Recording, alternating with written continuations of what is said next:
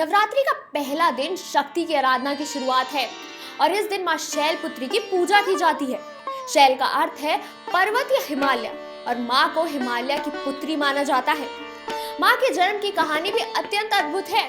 पुराणों के अनुसार माँ शैलपुत्री पिछले जन्म में सती थी, जो भगवान शिव की पत्नी बनी थी, लेकिन राजा दक्ष के यागना में अपमान सहना उनके लिए संभव नहीं था और उन्होंने अपने शरीर का त्याग कर दिया।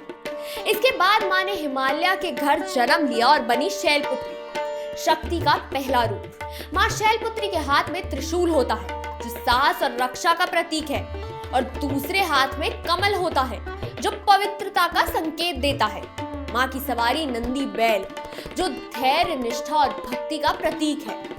माँ का ये रूप हमें सिखाता है कि जीवन में अगर संकल्प हिमालय जैसा दृढ़ हो तो कोई भी रुकावट इंसान को हिला नहीं सकती।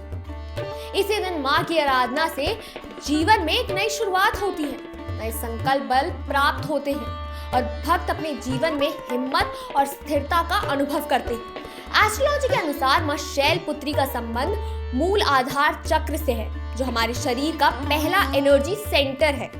ये चक्र ही हमें स्टेबिलिटी और ग्राउंडिंग देता है।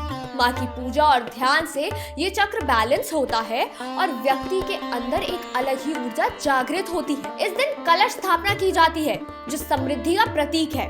भक्तों को माँ को शुद्ध घी का भोग लगाना चाहिए, जिससे शरीर में तंदुरुस्ती और रोगों से मुक्ति मिलती है।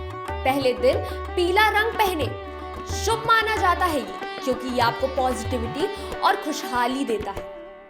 माँ के मंत्र ओम देवी शैलपुत्रे नमः का जाप करें, क्योंकि इससे उनकी कृपा आसानी से प्राप्त होती है। कहा जाता है कि इस दिन गौ सेवा और कन्याओं को प्रसाद देना भी अत्यंत मंगलदायक होता है। नवरात्रि का पहला दिन हमें ये संदेश देता है कि हर सफर एक मजबूत शुरुआत से होता है।